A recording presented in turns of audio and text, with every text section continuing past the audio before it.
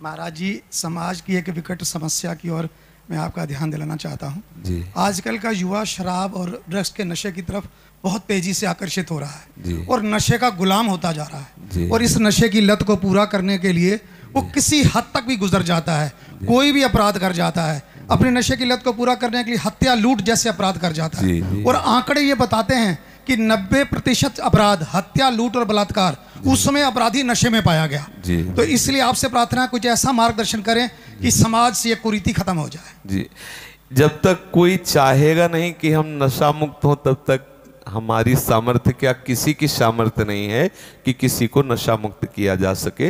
जब कोई ये चाह ले कि मैं बुरी जगह फंस गया, मैं निकलना चाहता हूं, तो भगवान कोई न कोई रूप रख करके उसे निकाल देते हैं। हम नशा क्यों करते हैं, इस पर दृष्टि डालें। पहले हम नशा करते हैं आनंद के लिए। हमें एक भ्रम हो गया है कि भांग में, गांजा में, तंबाकू में, चिलम में और शराब में, ड्रग्स में, इसमें एक आनंद है। ऐसे प्रलोभन से हमारी बुद्धि ने हमको किसी भी नशे से जोड़ दिया, और जब हम उस नशा को करते हैं तो हमारी बुद्धि होती है शिथिल, और हम उस शिथिल और उन्मत्तता को आनंद समझ लेते हैं। धीरे धीरे हम उस शिथिलता और उन्मत्तता का ऐसा प्रभाव पड़ता है, इतने आसक्त हो जाते हैं कि हम उसके बिना जी नहीं सकते, और वो उस प्रमत्ता में, उस उन्मत्ता में, उस प्रमाद स्थिति में वो बड़े बड़े दुराचार प्रवृत्तियों से भी युक्त हो जाता है। उसका शरीर ऐसे ऐसे रोगों से ग्रसित हो जाता। अभी कुछ ही दिन पहले एक अपने हैं, शायद यहाँ बैठी हूँ, उनके पति शराब पीते थे, उनका लीवर खराब हो गया। हर उपाय करने पर भी वो अभी कुछ दिन हुए उनका शरीर छूट गया, वो वृंदावन में ही है। तो अब हम क्या करते हैं कि हम आनंद के लोभ से नशा करते हैं, और नशा हमारा सर्वनाश कर देता है।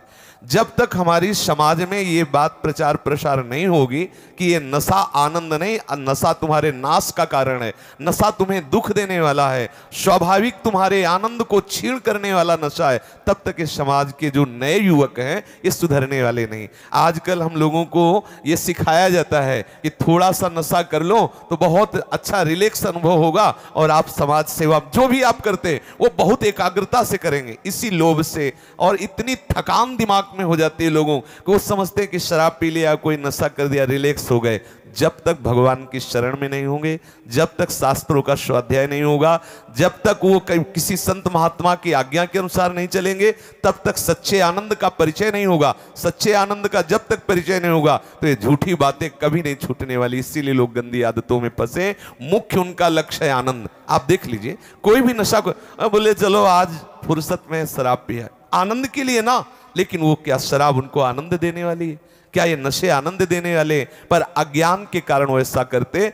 जब तक उनको सत्संग नहीं मिलेगा और जब तक वो स्वयं नहीं छोड़ना चाहेंगे, हम ये जानते हैं कि हम ये कर रहे हैं लेकिन बुरा है, इसे छोड़ना चाहता हूं, तो उपाय है। जब वो उसे छोड़ना ही नहीं चाहता, उसे गुण मान लिया है कि ये हमारे आनंदित होने का, हमारे विश्राम का, हमारे रिलैक्स होने का उपाय, तो कोई नहीं छुड़ा सकता है। इसलिए हमें लगता है कि पहले उनको सत्संग मिलना चाहिए, वो इस बात को समझे कि मैं गलत आचरणों में हूं, मुझे छोड़ना चाहिए गलत आचरण, फिर वो छोड़ सकते हैं।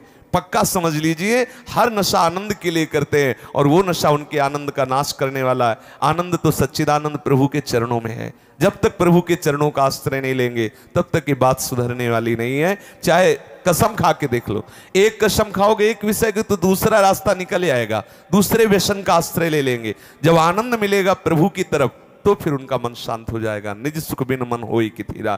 इसलिए हमें लगता है कि जो अपने समाज के लोग हैं, इनको शास्त्रों का स्वाध्याय करना चाहिए, सत्संग करना चाहिए, और अपने बुजुर्गों की आज्ञा का पालन करना चाहिए। व्यसनों से दूर रहें, नाम जप करें तो बुद्धि शुद्ध हो, तो भले सुधार हो जाए, नहीं तो हमारी और आपकी कोई बात सुनने वाला नहीं है। अगर ज्यादा कहोगे तो पीठ ऊपर से जाओगे। हाँ, वो मानने वाले नहीं है, क्योंकि उनके अंदर ये धारणा बैठ गई है कि रिलैक्स होने के लिए, आनंदित होने के लिए ये व्यसन जरूरी है।